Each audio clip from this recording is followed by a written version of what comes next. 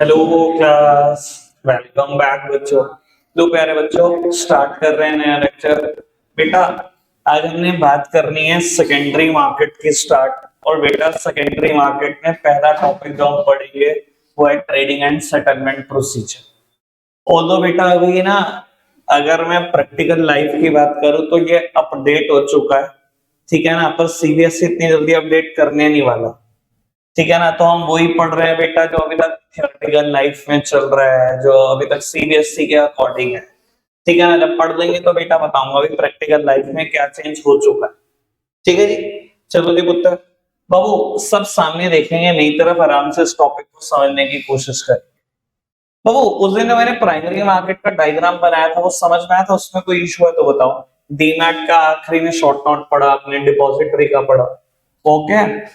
चलो लोग होता है बेटा, सेकेंडरी मार्केट की बात करते हैं। सेकेंडरी मार्केट का ही दूसरा नाम आपको पता है बेटा, स्टॉक एक्सचेंज भी होता है, ठीक है ना। स्टॉक एक्सचेंज कह लो, शेयर मार्केट कह लो, सेकेंडरी मार्केट कह लो, it is one and the same thing.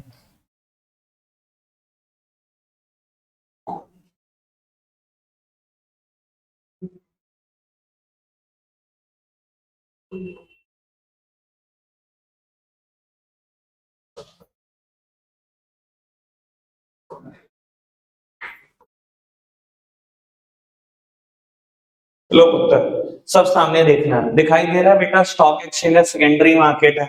बेटा सेकेंडरी मार्केट बिना ब्रोकर के चल नहीं सकती, तो बेटा मैंने इन्वेस्टर के साथ में ब्रोकर बना दिया दोनों ही तरफ, ठीक है जी। आराम से समझने की कोशिश करना। बेटा सबसे पहले तो ये बता देता हूं कि ब्रोकर की जरूरत क्या है इस सेकेंडरी मार्केट में। ओ स्टॉक एक्सचेंज ना दुनिया के 700 करोड़ लोगों को पहचानना नहीं चाहती। बड़ी सिंपल सी बात यह है बेटा, स्टॉक एक्सचेंज के लिए 700 करोड़ लोगों को कंट्रोल करना बहुत मुश्किल है, और सबके साथ डील करना बहुत मुश्किल है। तो स्टॉक एक्सचेंज ने करा क्या बेटा, उन्होंने फंसाया हुआ है इंडिया के बेटा अच्छे अच्छे 5 लाख ब्रोकर को। बेटा मेरा ख्याल है 5 लाख ब्रोकर को कंट्रोल करना थोड़ा आसान होगा रादर देन 700 करोड़ लोगों को कंट्रोल करना। तो बेटा स्टॉक एक्सचेंज ने ना सारे ब्रोकर्स को बेटा एक यूजर आईडी पासवर्ड दिया हुआ है। जैसे हमें भी बेटा किसी प्लेटफॉर्म का यूजर आईडी पासवर्ड मिल जाता है। बेटा हम कोई भी सौदा डालते हैं, हम डायरेक्टली नहीं डाल सकते, स्टॉक एक्सचेंज हमें नहीं पहचानती। बेटा हम डालते हैं ये सौदा अपने ब्रोकर के पास, और ब्रोकर अपने यूजर आईडी से ये ऑर्डर पंच करता है बेटा स्टॉक एक्सचेंज। स्टॉक एक्सचेंज ने पहचानना सिर्फ ब्रोकर को है, वो 5 लाख ब्रोकर को जानती है। बड़ी सिंपल सी बात, मैं कहता हूं आपने एक सौदा डाला कि आप 100 शेयर बाय करना चाहते हो, ठीक है ना। अपने ब्रोकर को, ब्रोकर ने आता तो ऑर्डर पंच कर दिया कि वो 100 शेयर बाय करना चाहता है। बेटा इसके यूजर आईडी से 100 शेयर बाय करने का ऑर्डर डाला है ना, स्टॉक एक्सचेंज इसको पकड़ेगी, ला भाई पैसे ला 100 शेयर के, हमें नहीं पता कौन है तेरे पीछे इन्वेस्टर। हम 700 करोड़ लोगों को कंट्रोल नहीं कर रहे, हम तो तुझे कंट्रोल कर रहे हैं सिर्फ बेटा, हम 5 लाख लोगों को कंट्रोल कर रहे हैं। समझ में आ रही है बात? अगर बेटा आपको लॉ बनाना हो तो शायद आप भी यही बनाते। ब्रोकर को कंट्रोल करना आसान है, गिनती के 5 लाख है बेटा, बाबू वहां बहुत मुश्किल हो जाएगी। क्या मैं क्लियर हूं इस बात को लेकर? बेटा अगर इस ब्रोकर के एंड पर एक सौदा डाला किसी इन्वेस्टर ने कि वो अपने 100 शेयर बेचना चाहता है, और बेटा इसने भी आगे सौदा पंच कर दिया कि ये 100 शेयर बेचना चाहता है, बेटा स्टॉक एक्सचेंज इस ब्रोकर को पकड़ेगी कि तेरी यूजर आईडी पासवर्ड से 100 शेयर बेचने का ऑर्डर डाला है, मैं नहीं जानता पीछे इन्वेस्टर कौन है, तू अपने आप देख इन्वेस्टर कौन है, मुझे तो तुझसे चाहिए शेयर। समझ में आ रहा है बेटा कि क्या किया गया है स्टॉक मार्केट में, ब्रोकर को क्यों फंसाया गया? क्योंकि बेटा किसी भी पॉइंट ऑफ व्यू से सोच लो, 5 लाख लोगों की कंट्रोल करना आसान है, 700 करोड़ लोगों को आप ट्रेस नहीं कर पाओगे हर जगह पर घूम घूम के। क्लियर है बात? बाबू अब बढ़ाता हूँ बात को आगे। मान लो आप आज बिल्कुल नए हो, ठीक है ना, और बहुत सारे लोग आप में से ट्रेडिंग भी नहीं करते, ठीक है ना, और इच्छा है बेटा आपकी ट्रेड करने की, तो करते कैसे हैं ट्रेड? तो बाबू सबसे पहले आपको जाना पड़ेगा किसी रजिस्टर्ड ब्रोकर के पास, किसी रजिस्टर्ड सब ब्रोकर के पास। सबसे पहला काम आपको ये करना पड़ेगा बेटा, रजिस्टर्ड या सब रजिस्टर्ड ब्रोकर जो मैं बोल रहा हूँ ये किसके पास रजिस्टर्ड होते हैं? बेटा एक अथॉरिटी है जिसके पास रजिस्टर्ड होते हैं, जो इनको यूजर आईडी पासवर्ड देता है। बेटा उसका नाम है SEBI, security exchange board of India. उसकी चर्चा मैं फ्यूचर में करूंगा, अभी बेटा मैं सेबी का कोई भी मुद्दा टच नहीं कर रहा, वो मेरा कल का मुद्दा है, कल से शुरू करेंगे उसके ऊपर बात। ठीक है जी। तो बेटा आप किसी ना किसी रजिस्टर्ड ब्रोकर के पास जाओगे, किसी ना किसी रजिस्टर्ड सब ब्रोकर के पास जाओगे और उसे कहोगे कि मैं ट्रेड करना शुरू करना चाहता हूं आपके साथ। तो बेटा वो सबसे पहले क्या करेगा, ब्रोकर क्लाइंट एग्रीमेंट ले आएगा, कहेगा एग्रीमेंट पढ़ लो, साइन कर दो। उस एग्रीमेंट की बेटा सबसे खास बात जो उसमें लिखा होता है कि कल को ब्रोकर आपके बिहाफ पर अगर कोई भी ट्रांजैक्शन पंच कर देगा तो आप बाद में डिनाई नहीं कर सकते। सबसे खास बात यही लिखी होती है, क्योंकि बेटा ब्रोकर को कौन पकड़ेगा, बेटा स्टॉक एक्सचेंज पकड़ेगी। तो ब्रोकर पहले आपके साथ एग्रीमेंट करता है कि अगर आपने कोई सौदा कहा मेरे को डालने पर, मैंने पंच कर दिया, तो बाद में आप डिनाई नहीं कर सकते कि मैं मना कर रहा हूं, अब मैं सौदे से पीछे हटना चाहता हूं। वो काम कभी नहीं हो पाएगा। एक बार आपके ब्याह पे जो ट्रांजैक्शन डल गई वो डल गई। समझ में आ रही है बेटा बात? सबसे खास बात क्या लिखी होती होगी ब्रोकर क्लाइंट एग्रीमेंट में? और बेटा ब्रोकर किस चीज की डिमांड करता होगा? बेटा ब्रोकर आपसे डिमांड करता है कुछ basic detail, just like pan card और आधार कार्ड, जो शेयर मार्केट में डील करने के लिए कंपलसरी है। एक ऐसी रिक्वायरमेंट जो बेटा शेयर मार्केट में डील करने के लिए बिल्कुल कंपलसरी है, वो बेटा पैन कार्ड है। इसके बिना कोई डील नहीं कर सकता, क्योंकि स्टॉक मार्केट ट्रांजैक्शन पे बेटा टैक्सेस लेवाए होते हैं, और इंडिया में बेटा टैक्सेस एक ही आईडी से बेटा काटे जा सकते हैं बेटा, और वो पैन कार्ड है। समझ में आ रही है बेटा बात? ठीक है ना। इंडिया में किसी लेमैन को पूछ रहे हो तो उसको तो ये लगता है बेटा पैन कार्ड, अच्छा कोई दिक्कत नहीं, इस पे तो 2 सिम मिलती हैं। आधे से ज्यादा दुनिया ना शुरू में बेटा पैन कार्ड बनवा लेती थी, बहुत शुरू की बात कर रहा हूं मैं, आज से 10-1 साल पुरानी बात। ठीक है ना, सबको शौक होता था पैन कार्ड बनवाने का। ये नहीं पता कि लोगों को पैन कार्ड कोई बहुत बड़ी मतलब आईडी नहीं है, ये कोई आधार कार्ड नहीं है आपका। पैन कार्ड का पर्पज सिर्फ एक है बेटा, इनकम टैक्स रिटर्न फाइल करना, इनकम टैक्स जमा करना। लोग आइडिया की तरह इस्तेमाल करते थे इसको, चलो जी मैं इससे 2 सिम खरीद कर लाऊंगा। ये 10 साल पुरानी बात बता रहा हूँ, ये लोगों के शौक होते थे पैन कार्ड बनवाना। ठीक है जी, समझ में आ रही है बेटा बात? एक बिल्कुल बेसिक डिटेल जो चाहिए ही चाहिए बेटा शेयर मार्केट में डील करने के लिए, वो पैन कार्ड है। किसी टाइम पर सीबीएसई में बेटा बनवा का एक क्वेश्चन आया होगा, सबसे बेसिक डिटेल जो चाहिए शेयर मार्केट में डील करने के लिए वो क्या? सर आपने ब्रोकर के साथ एग्रीमेंट साइन कर दिया, ठीक है ना बेटा, अब आप स्टार्ट कर सकते हो बाय और सेल करना सिक्योरिटीज।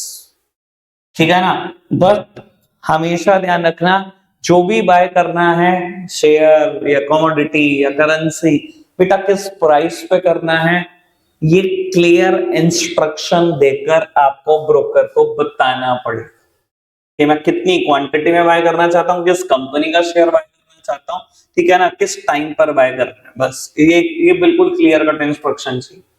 ठीक है जी। मान लो बेटा मैं बोलता हूं अब आपका ब्रोकर क्लाइंट एग्रीमेंट साइन हो चुका है, किसी ब्रोकर के पास रजिस्टर्ड हो, पर आपने क्या किया बेटा, आज बैठे हुए ना कोई बिजनेस न्यूज चैनल देख रहे हो, लेट्स सपोज जी बिजनेस। ठीक है जी बिजनेस आप देख रहे हो, कुछ राय वो भी दे रहे हैं एक्सपर्ट एडवाइजर, कुछ आप भी थोड़ा बहुत शेयर मार्केट समझते हो। आज आपने देखा बेटा कंपनी है, कुछ भी समझ लो यूनियन बैंक, ठीक है, उसके शेयर का दाम चल रहा है मैं कहता हूँ 100 रुपए, और आप इंटरेस्टेड हो उसके 500 शेयर खरीदने में। ठीक है, 500 शेयर खरीदना चाहते हो, 100 रुपए का दाम चल रहा है। आपने फोन उठाया बेटा, मैं पुराने जमाने के तरीके से बता रहा हूँ क्योंकि लिखा पुराने जमाने के तरीके से। आपने फोन उठाया बेटा और अपने ब्रोकर को कॉल लगाई कि ब्रोकर मेरे बिहाफ पर ना यूनियन बैंक के शेयर खरीदते, 500 शेयर खरीदते 100 रुपए के दाम। बेटा उसने 1 मिनट लगाया, उसने भी कनेक्ट करा मेन स्टॉक एक्सचेंज की वेबसाइट को, और उसने बेटा सौदा डाल दिया कि 500 शेयर खरीदना चाहता है यूनियन बैंक के 100 रुपए के दाम का। ठीक है, समझ में आ रही बेटा बात जितनी मैंने अभी तक बोली? बेटा जैसे ही उसने सौदा पंच किया बेटा, ब्रोकर के पास 24 घंटे हैं आपको बेटा कॉन्ट्रैक्ट नोट इशू करने के लिए। जैसे वो सौदा पंच करेगा ना, अब आप उसकी टेंशन सोचो, इसकी आईडी से सौदा पंच हुआ है कि 500 शेयर खरीदने हैं यूनियन बैंक के 100 रुपए के दाम पर, 50,000 रुपए ना बेटा। स्टॉक एक्सचेंज किसका गिरेबान पकड़ेगी पहले बताओ 50,000 के लिए? ब्रोकर का। वो तो जानते नहीं इन्वेस्टर कौन है पीछे, उसे जानने ही नहीं इन्वेस्टर कौन है, वो इंटरेस्टेड नहीं है इसमें। ठीक है ना, 50,000 रुपए उसको किससे चाहिए? ब्रोकर से चाहिए। अब बेटा ब्रोकर को ना लीगल टाइम दिया जाता है, जब भी आप कोई ट्रांजैक्शन डालो आप इन्वेस्टर को कॉन्ट्रैक्ट नोट जरूर भेज दो 24 घंटे के अंदर अंदर। बेटा कॉन्ट्रैक्ट नोट में लिखा क्या होता है? बेटा कुछ बातें लिखी होती है, companies whose share are purchased. बेटा कंपनीज के नाम बता दो जिस जिसके भी शेयर आपने खरीदे हैं। मेरे एग्जांपल में यूनियन बैंक का शेयर खरीदा है, एक ही कंपनी का नाम लिखा है, ठीक है ना। Price at which share are purchased 100 मेरे एग्जांपल में, ठीक है ना जी। क्वांटिटी ऑफ शेयर परचेज्ड 500 मेरे एग्जांपल में। किस कंपनी का शेयर खरीदा है, किस दाम पर खरीदा है, कितनी क्वांटिटी खरीदी है। Date and time of transaction and the brokerage charge, कि क्या date and time of transaction और मेरी ब्रोकरेज उसमें कितनी है, ठीक है ना। मैं इस डायग्राम से ना ब्रोकरेज को दूर रखूंगा, वरना बेटा मैं अगर ब्रोकरेज डालूंगा तो उसमें बहुत परेशानी हो जाएगी। बिल्कुल ब्रोकरेज को दूर रखो, पर लिखा जरूर होता है कॉन्ट्रैक्ट, ठीक है जी। बेटा लीगल टाइम कितना होता है ब्रोकर को इन्वेस्टर को कॉन्ट्रैक्ट नोट देने का? 24 घंटे होते हैं। पर यकीन मानना बेटा 24 घंटे तो बहुत बड़ी बात होती है, इन्वेस्टर्स को बहुत जल्दी जल्दी कॉन्ट्रैक्ट नोट ब्रोकर भेज देता है, क्योंकि उसके दिमाग में डर चल रहा है 50,000 रुपए का, कि कल को गिरबान मेरी पकड़े जानी है अगर इसने 50,000 रुपए नहीं किए, ठीक है जी। तो बेटा 24 घंटे के अंदर अंदर एक कॉन्ट्रैक्ट नोट इशू कर देता है। बाबू आपको प्रूफ मिल गया कि हाँ भाई ट्रांजैक्शन तो डल गई, तो आप क्या करते हो बेटा, अपने बैंक अकाउंट से 50,000 रुपए माइनस कर देते हो और ब्रोकर के बैंक अकाउंट में 50,000 रुपए डाल देते हो, क्योंकि आपके पास प्रूफ आ चुका है। आपके पास प्रूफ आ चुका है ना, contract note is a proof, ठीक है जी। देखना चाहोगे वैसे कॉन्ट्रैक्ट नोट कभी? चलो आज दिखाऊंगा आपको, आते हैं मेरे पास एक एक दिन के 10-10 12-12, इतना तो काम कर लेते हैं, ठीक है जी। अभी दिखाएंगे आपको कॉन्ट्रैक्ट नोट दिखने में कैसा होता है, ठीक है जी। पिछली बार नहीं दिखाया मैंने शायद, ठीक है ना। चलो अब दिखाऊंगा, ईमेल भरी पड़ी होगी मेरी, एक ईमेल ही भरी पड़ी होगी सारे कॉन्ट्रैक्ट नोट से। चलो जी, तो वो आगे बढ़ाते हैं बात को। देखो ये शेयर मार्केट है, सेकेंडरी मार्केट है। सेकेंडरी मार्केट में कौन से सिक्योरिटीज बिकती हैं? सेकंड हैंड सिक्योरिटी, यानी कि बेटा कोई बेचने वाला भी होगा दुनिया में तभी तो आप खरीद रहे हो।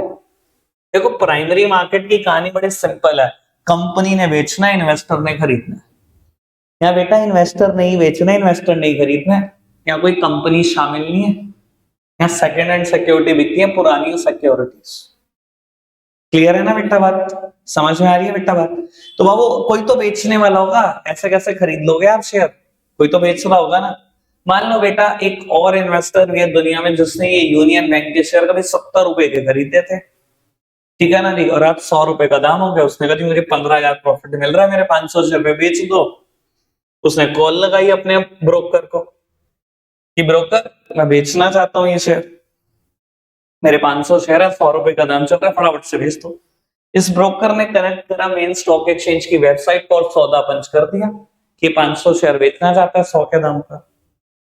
फिर सीधा बैठ और हाथ हटा दे से, और शिविका तो भी सीधी बैठ, ठीक है ना। तुम्हारी एनर्जी ना मेरी एनर्जी में रिफ्लेक्ट करती है, मैं भी ऐसे बढ़ा लूंगा ऐसे, पता नहीं क्या, मैं अच्छी खासी एनर्जी लेके आता हूँ, मेरी डाउन करते हैं एनर्जी।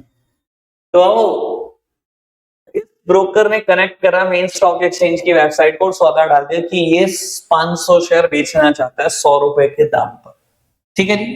बाबू जैसे ही बिके, इसने बेटा कॉन्ट्रैक्ट नोट इशू करना है इन्वेस्टर को विद इन 24 आवर्स। लेकिन बता रहा हूं बेटा 24 घंटे बहुत बड़ा समय है, इतना ब्रोकर वेट नहीं करते। किसी किसी केस में 2 घंटे बाद भी कॉन्ट्रैक्ट नोट आ जाता है, कभी कभी 1-1 घंटे बाद भी कॉन्ट्रैक्ट नोट आ जाता है, कभी 5-6 घंटे में आ जाता है। पर कॉन्ट्रैक्ट नोट 24 घंटे बहुत बड़ा टाइम है, बहुत जल्दी आ जाते हैं कॉन्ट्रैक्ट नोट। मैं जितनी भी ट्रांजेक्शन करूँ शाम तक मुझे सबके कॉन्ट्रैक्ट नोट मिल जाते हैं, ठीक है ना। अभी मैं कोई ट्रांजैक्शन 5 बजे भी करूंगा, करेंसी मार्केट 5 बजे तक खुली है, मान लो मैंने 4:55 पे भी ट्रांजैक्शन करी तो देखता हूँ लगभग 6 बजे भी कई बार कॉन्ट्रैक्ट मिलता है उसका, सिर्फ 1 ही घंटे, ठीक है ना। डर किसको है? डर मुझे नहीं है, डर उसको है, पहचानता उसको है बेटा स्टॉक एक्सचेंज, मुझे कोई नहीं पहचानता, समझो इस चीज को, ठीक है ना नहीं। तो अब इसने 24 घंटे के अंदर अंदर ट्रांजैक्शन डाल दी कि ये 500 शेयर बिक चुके हैं, ठीक है ना। यहाँ पर कॉन्ट्रैक्ट नोट में क्या लिखा होगा आराम से सुन लो, जो यहाँ पर बोला था उसके थोड़े थोड़े अपोजिट नाम होंगे, ठीक है ना। सर यहाँ पहले क्या बोला था?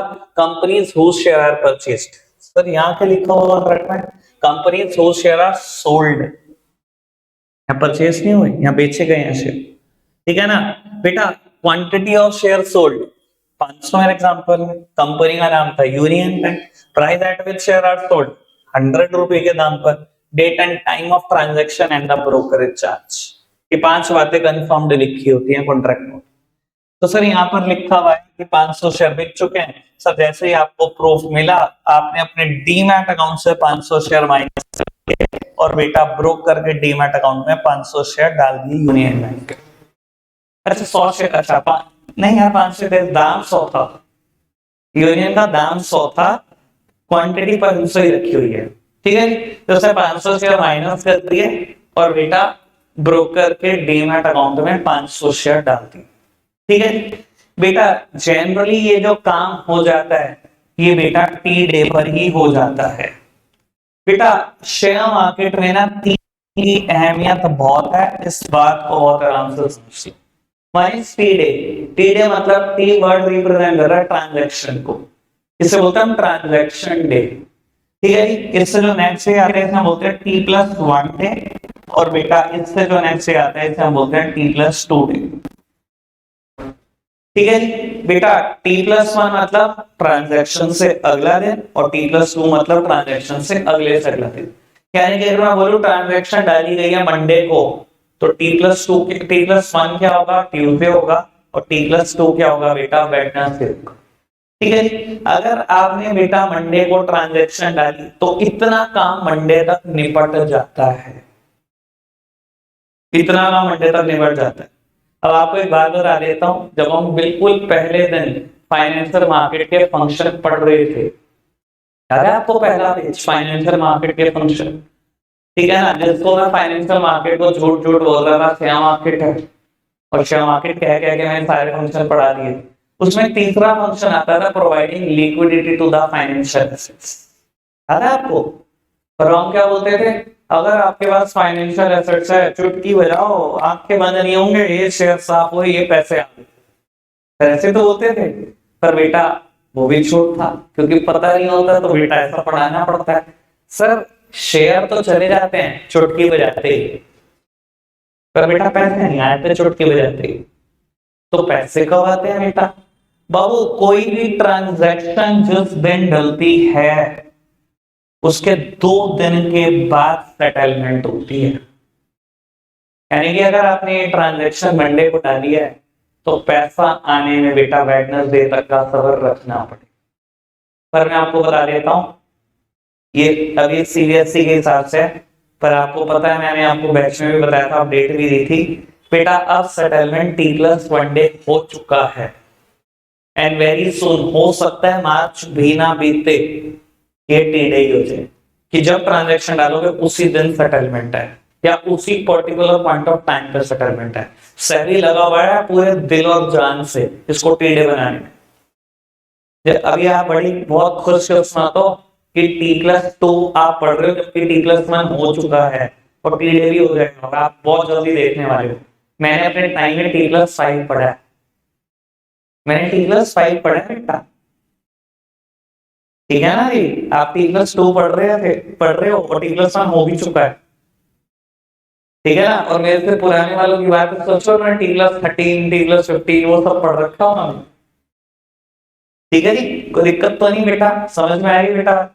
बेटा शेयर तो पलक झपकते ही निकल जाएंगे, फाइनेंशियल एसेट तो पलक झपकते ही निकल जाएगी, पर बेटा पैसे आने में कुछ 2 दिन का समय इंतजार करना पड़ता है। कोई दिक्कत तो नहीं बेटा, बात समझ में आ रही है। ये समझ में आया टी डे में होगा क्या, ट्रांजैक्शन डलेगी, आपके पास से पैसे चले गए, आपके पास से शेयर चले गए। यानी कि बेटा टी डे में अगर मैं याद रखने के लिए मेमोरी के लिए बात सोचूं तो टी डे में ना बेटा इन्वेस्टर के हाथ में कुछ नहीं बचता। जिसने शेयर बेचा होता उसके हाथ से वो जा चुका है, जिसने खरीदा उसके हाथ से पैसे जा चुके हैं, सब कुछ ब्रोकर के पास, ठीक है जी। कोई दिक्कत तो नहीं। तो बेटा अगले दिन आया जिसको हम बोलते हैं T+1 डे, या बेटा इसका एक और नाम भी है, इसको बोला जाता है पे इन डे, ठीक है जी। क्या बोलते हैं बेटा, इसका एक दूसरा नाम है, क्या बोलते हैं, पे इन डे। क्या होता है बेटा पे इन डे वाले दिन, बेटा पे इन डे वाले दिन क्या होता है, स्टॉक एक्सचेंज गिरबान पकड़ लेती है ब्रोकर्स का, दोनों का। हाँ भाई ब्रोकर बता, क्या ट्रांजैक्शन डाली थी कल? शेयर खरीदेगा 50,000 रुपए के यूनियन बैंक के, ला फटाफट पैसे लेकर आ। बेटा इस ब्रोकर को कहती है हाँ भाई ट्रांजैक्शन डाली थी यूनियन बैंक के, शेयर बेचे हैं 500, फटाफट शेयर लेके आ जाओ। ठीक है जी, यानी कि T+1 डे पे बेटा स्टॉक एक्सचेंज ने जान निकालनी शुरू कर देनी है ब्रोकर की, जिसकी यूजर आईडी से जो जो ट्रांजैक्शन डली थी। तो इसने कहा ये लो जी फटाफट पकड़ो अपने वैसे, इसने 50,000 रुपए माइनस कर दिए अपने बैंक अकाउंट से और स्टॉक एक्सचेंज के बैंक अकाउंट में 50,000 रुपए डाल दिए। ऐसे ही बेटा ब्रोकर ने 500 शेयर माइनस कर दिए और बेटा स्टॉक एक्सचेंज के डीमैट अकाउंट में 500 शेयर्स डाल दिए। यानी कि बेटा T+1 डे की कहानी ये है कि ब्रोकर की पोजीशन में न्यूट्रल। देखो ब्रोकर के हाथ में भी कुछ नहीं बचा, चाहे इस ब्रोकर को देख लो चाहे इस ब्रोकर को देख लो, ब्रोकर की पोजीशन में न्यूट्रल। उससे 50,000 रुपए जा चुके हैं, उससे 500 शेयर जा चुके हैं, है सब कुछ किसके पास? स्टॉक एक्सचेंज के पास। ठीक है ना जी। बेटा डायग्राम की ब्यूटी ये है, ऐसा मतलब मैं बोलता हूँ जहाँ चाहा है वहां रहा है। ठीक है ना, आप चाहते हो अगर किसी चीज को तो रास्ते ऊपर वाला अपने आप बनाता है। जिस दिन मैं बैठा हुआ डायग्राम बना रहा था, ठीक है ना, मुझे नहीं उम्मीद थी कि इतना अच्छा बनेगा। ठीक है ना, पर ये अच्छा बहुत बन गया, मतलब ये उम्मीद से अच्छा बना। ठीक है ना सर, कुछ नहीं सोचना नहीं, कुछ समझना नहीं, बहुत आसान है। और मैं कहता हूँ अगर डायग्राम देख लिया एक्सप्लेनेशन तो आपको ऐसा आएगा टकाटक लिख दोगे। ठीक है ना सर। देखो T+1 डे का नाम है पे इन डे, इसका दूसरा नाम है पे इन डे। सब कुछ बिजनेस में इन हो रहा है यहाँ पर, ये देखो चला यहां से सब कुछ इन हो गया, स्टॉक एक्सचेंज के पास पहुंच जाता सब कुछ पे इन डे पर, सब कुछ इन है। ठीक है ना जी। बेटा अब नेक्स्ट डे आ गया, यानी कि T+1 डे पे कुछ नहीं होता बेटा, सब ब्रोकर की पोजीशन न्यूट्रल हो जाती है, सब कुछ पहुंच किसके पास जाता है? स्टॉक एक्सचेंज के पास पहुंच जाता है। आज T+2 डे आ गया बेटा, बहुआ सेटलमेंट का दिन आ गया। T+2 डे के और दो नाम है बेटा, पहला नाम है इसका पे आउट डे और दूसरा नाम है बेटा रोलिंग सेटलमेंट साइकिल। क्योंकि आज के दिन सारी ट्रांजैक्शन की सेटलमेंट होगी जो टी डे पर डाली गई थी, इसलिए इसका नाम है रोलिंग सेटलमेंट साइकिल। आज सेटलमेंट करेंगे। ठीक है जी, तो करो जी सेटलमेंट। सेटलमेंट कैसे होगी बेटा? अगेन स्टॉक एक्सचेंज पहचानती सिर्फ ब्रोकर्स को है। आज T+2 डे है, वो पहचानती सिर्फ ब्रोकर्स को है। इसने कहा ब्रोकर तूने मुझे 500 शेयर दिए थे, ये पकड़ तो अपने 50,000 रुपए। और बेटा इस ब्रोकर को कहती है तूने मुझे 50,000 रुपए दिए थे, ये पकड़ अपने 500 शेयर्स। बेटा आज T+2 डे है, एक ब्रोकर के खाते में 50,000 आ गए, एक के खाते में 500 शेयर। जैसे ही आएंगे वैसे ही इन्वेस्टर को ट्रांसफर कर देंगे, ये अपने पास नहीं रख सकते। ठीक है जी। बेटा इसके पास 500 शेयर आए, इसने फटाफट से अपने डीमैट अकाउंट से माइनस करे और बेटा इस इन्वेस्टर के अकाउंट में डाल दिए। और बेटा इस ब्रोकर ने 50,000 रुपए माइनस करे और बेटा दूसरे इन्वेस्टर के बैंक अकाउंट में डाल दिए। और बड़ी सिंपल सी कहानी बोलो बेटा, ये देखो क्रक्स, 50,000 रुपए गए और 500 शेयर आ गए। ये देखो बेटा 500 शेयर्स गए और 50,000। सर लेमैन कुछ नहीं जानता, सच बता रहा हूं। लेमैन तो इतना जानता है कि मैंने 50,000 रुपए पे कर दिए आज, 2 दिन के बाद देखता अच्छा जी 500 शेयर आ गए। लेमैन इतनी सी बात जानता होता है, लेमैन को नहीं पता इसके पीछे क्या प्रोसेस है। प्रोसेस सिर्फ आप जानते हो बेटा, आप एक्सपर्ट हो इस चीज के, आपको बेटा एक्सपर्ट बनाया जा रहा है बिजनेस का। ठीक है जी, कोई दिक्कत नहीं, छाती छोड़ी होगी अच्छी। हाँ हम ही हैं, हम धनिया हो तुम मुझसे। चलो बहु बात समझ में आती है पूरी। तो बेटा इस टॉपिक का नाम है ट्रेडिंग एंड सेटलमेंट प्रोसीजर। कैसे ट्रेडिंग होती है, कैसे सेटलमेंट होता है। ठीक है जी, बाबू पढ़ते हैं एक बार इसको और पढ़ के खत्म करेंगे फटाफट से। बाबू पेज नंबर 100 या अप्रॉक्स होगा कोई ना कोई पेज 90, एग्जैक्ट 90, 99। बाबू पेज नंबर 99 निकालना फटाफट से, पेज नंबर 99 निकालना जल्दी से। बेटा पहला पॉइंट पढ़ना शुरू करो, फटाफट से आप पढ़ो पहला पॉइंट। ये कुछ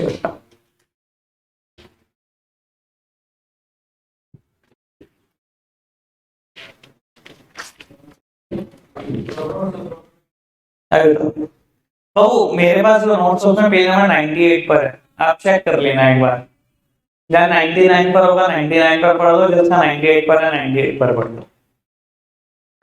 बाबू फर्स्ट पॉइंट में पढ़ रहा हूँ, कहता है if an investor wishes to buy or sell securities he has to first approach a registered broker or a sub broker or and enter into an agreement with him. The investor has to sign a broker-client agreement and a client registration form. Before placing an order to buy or sell security, he has to provide certain other detail and information. These include. बेटा कह रहा है अगर investor तो bye or cell करना चाहता है security, सबसे पहले अप्रोच कर किसी ब्रोकर को या सब ब्रोकर को और उसका ब्रोकर क्लाइंट एग्रीमेंट साइन कर। सर पता है ना ब्रोकर क्लाइंट एग्रीमेंट में क्या लिखा होता है? सर अभी बताया था क्या लिखा होता है। कल को बेटा ये अगर आपके बिहाफ पर कोई ट्रांजैक्शन डाल देगा तो आप डिनाई नहीं कर सकते कि मैंने नहीं कहा था और ये नहीं कहा था और वो नहीं कहा था, ठीक है ना जी। सर साथ ही साथ कहता है क्लाइंट ब्रोकर क्लाइंट एग्रीमेंट तो साइन करो, क्लाइंट रजिस्ट्रेशन फॉर्म पे साइन कर दो। बेटा क्लाइंट रजिस्ट्रेशन फॉर्म कुछ और नहीं बेटा, ये इनका इंटरनल मैटर है ब्रोकर का। जैसे कि बाबू अगर एक ट्यूशन टीचर को देखो तो हम भी एक रजिस्ट्रेशन फॉर्म बच्चों से फिल कराते हैं। ये कुछ नहीं है बेटा, ये हमारे फ्यूचर रिकॉर्ड्स के लिए कितने कितने बच्चे बढ़ा रहे, क्या क्या नंबर है, कितने हम हमारे टोटल कस्टमर हो चुके हैं, ये सब हमारे इंटरनल मैटर। तो ये ब्रोकर का भी इंटरनल मैटर है कि वो रजिस्ट्रेशन फॉर्म आपसे साइन कराता है, ठीक है ना। मेन चीज जो है वो ब्रोकर क्लाइंट एग्रीमेंट है, ठीक है। अब एक मुद्दा उठता है, कृष्ण ने क्वेश्चन में पूछा कि ब्रोकर और सब ब्रोकर में क्या डिफरेंस होता है, यही है ना क्वेश्चन। तो मैं बता देता हूँ भाई, ब्रोकर और सब ब्रोकर में क्या डिफरेंस होता है। बेटा मेन डिफरेंस होता है सिक्योरिटी का। देखो इंडिया में अगर आपको ब्रोकर बनना है ना तो सेबी ना ऐसे ब्रोकर नहीं बनाता, ऐसे ही रजिस्टर्ड नहीं कर देगा आपको कि आप कुछ भी नहीं हो और आप रजिस्टर्ड हो गया एज अ ब्रोकर। देखो आपका 10th पास होना जरूरी है, पहली बात। क्या पास हो? हाँ, यू आर एलिजिबल, ठीक है जी। ओ दूसरी बात, आपको एक एग्जाम क्लियर करना होता है, सेबी का इंटरनल एग्जाम है, ठीक है। वो एग्जाम क्लियर करो तब ब्रोकर बन सको। 10th पास हो, एग्जाम क्लियर करो, एक स्पेसिफाइड टाइम पीरियड की ट्रेनिंग रहती है स्टॉक मार्केट में, वो ट्रेनिंग लो, प्लस सबसे मुश्किल बात 1 करोड़ रुपए सिक्योरिटी अमाउंट रखो। 1 करोड़ रुपए सिक्योरिटी अमाउंट सेबी क्यों रखवा रहा है बेटा? वो इस डर से रखवा रहा है कि कल को आपके अकाउंट से कुछ ट्रांजैक्शन डल जाए स्टॉक एक्सचेंज में और आप भाग ना जाओ। समझ रहे हो ना कि इसने तो अपने अकाउंट से डाल दी ट्रांजैक्शन करोड़ों रुपए के शेयर बाय करने की, इनसे करोड़ों रुपए हड़प भी लिए और भाग गए। समझ रहे हो दिक्कत क्या है? तो बेटा इसलिए ब्रोकर बनना थोड़ा कठिनाई वाला काम है। 1 करोड़ रुपए रखना सिक्योरिटी अमाउंट हर किसी के बस की बात नहीं, पर वो पड़े रहेंगे सेबी के पास जब तक आपकी ब्रोकरशिप रहेगी, ठीक है जी। सर सब ब्रोकर बनना इसलिए आसान होता है, ब्रोकर अपने नीचे बहुत सारे सब ब्रोकर्स बनाते रहते हैं। सब ब्रोकर भी रजिस्टर्ड सेबी के पास ही होते हैं, ठीक है ना, एनएससी में ही होते हैं, ठीक है ना। लेकिन उनकी सिक्योरिटी अमाउंट सिर्फ 50,000 रुपए, सिर्फ 50,000, ठीक है ना। लेकिन बेटा सब ब्रोकर जितने भी क्लाइंट्स बनाता है उनसे जो भी ब्रोकरेज कमाता है उसका ठीक ठाक पोर्शन ब्रोकर खुद भी खा जाता है, ठीक है ना। समझ में आ गई बात? ठीक है, मैं आपको बता देता हूँ, मेरा बहुत शौक, मेरा बहुत पैशन रहा है मार्केट में, अभी भी है। किसी टाइम पर मैं सब ब्रोकर रजिस्टर्ड हुआ था मार्केट में, मैं खुद सब ब्रोकर। अरे अरे हाँ, तो ब्रोकर बनना बहुत मुश्किल काम है। खाली 1 करोड़ रुपए सिक्योरिटी अमाउंट से कुछ नहीं होगा आपका। उसके बाद जो प्लेटफॉर्म बनाना पड़ेगा आपको, क्या लगता है ज़ीरोधा काइट का जो ऐप है, सर ऐप बनाने में जान निकल गई होगी, तुम्हें आइडिया नहीं है कितने करोड़ों रुपए लगे होंगे। उसका मेंटेनेंस चार्ज समझते हो? रोज अपडेट होता है, रोज बिन नागा। 5 बजे मार्केट बंद हुई, वैसे मतलब करेंसी कमोडिटी 11:30 बंद होती है, 11:30 बजे के बाद बैठते होंगे पता नहीं कितने लोग ऐप डेवलपर्स जो अपडेट करते होंगे साइट, पूरी रात अपडेट होता है, फिर जाके सुबह फिर चलता है।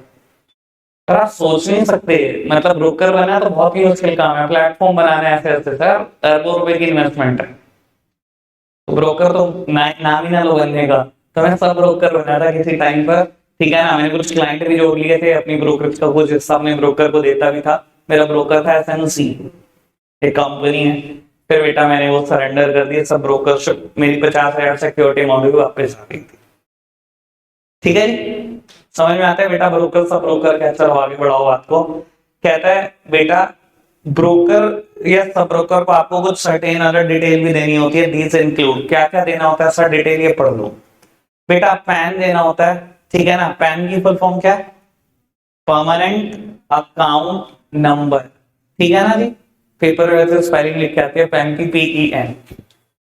इतने ताड़े लगेंगे ना, भूल जाओगे भाई साहब कि शेयर मार्केट कभी पढ़ी थी अगर PEN लिखा है तो, ठीक है ना जी। तो पैन कार्ड मतलब PAN, परमानेंट अकाउंट नंबर। आगे बढ़ो। Date of birth and address, बेटा डेट ऑफ बर्थ का प्रूफ, एड्रेस का proof sir, which is Aadhaar card. आपको पता है डेट ऑफ बर्थ का भी प्रूफ है, आपके नाम का भी प्रूफ है, आपके एड्रेस का भी प्रूफ, एक ही चीज है बेटा, वो आधार कार्ड है। समझ में आती है बेटा बात? आगे बढ़ाओ बात को। Third one is educational qualification. Sir कितनी पढ़ाई लिखाई हुई है ये भी बताना पड़ेगा। आगे बढ़ाओ जी। रेजिडेंशियल स्टेटस कि इंडिया के रेजिडेंट हो या नॉन रेजिडेंट हो ये भी बताना पड़ेगा। सर ये क्यों बताना पड़ रहा है? क्योंकि बेटा इंडिया वालों से सरकार, इंडियन गवर्नमेंट ऑब्वियसली बात है टैक्स कम लेगी, और फॉरेनर से यानी कि नॉन जो इंडियन सिटीजन है उनसे बेटा सरकार ज्यादा टैक्स लेगी। तो बेटा आपको अपना रेजिडेंशियल स्टेटस भी बताना पड़ेगा। Fifth one is bank account detail and demat account detail. ये बेटा कंपलसरी है ब्रोकर को देनी, समझदार हो क्यों देनी है?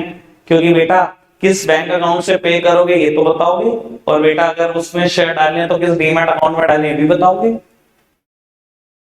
ठीक है जी। तो बेटा bank account detail, demat account detail, Aadhaar, PAN, ठीक है ना, एजुकेशनल क्वालिफिकेशन, रेजिडेंशियल स्टेटस, ठीक है ना। और मैंने पिछली बार भी कहा था मुझे एक चीज का लॉजिक कभी समझ नहीं आता, एजुकेशनल क्वालिफिकेशन का। ये क्यों बताना है ब्रोकर को? रिश्ता कराने का उसने अपनी बेटी का तुम्हारे साथ, सर इसका नहीं मुझे कभी समझ में आया कि क्यों बताना। ठीक है जी, वंश करा देंगे, कोई नहीं, रहो रुक जा, ब्रोकर से ही कराएंगे, कोई नहीं, रुक जा बाबू। इतनी बात डन है क्या? समझ में आती है बेटा इतनी बात? बाबू second point is totally logical, ठीक है ना, पढ़ के भी बहुत गुस्सा आता है। सेकंड पॉइंट पता ही आपको क्या बोलेगा बेटा? सेकंड पॉइंट बोलेगा बैंक अकाउंट खुलवा लो, डीमैट अकाउंट खुलवा लो।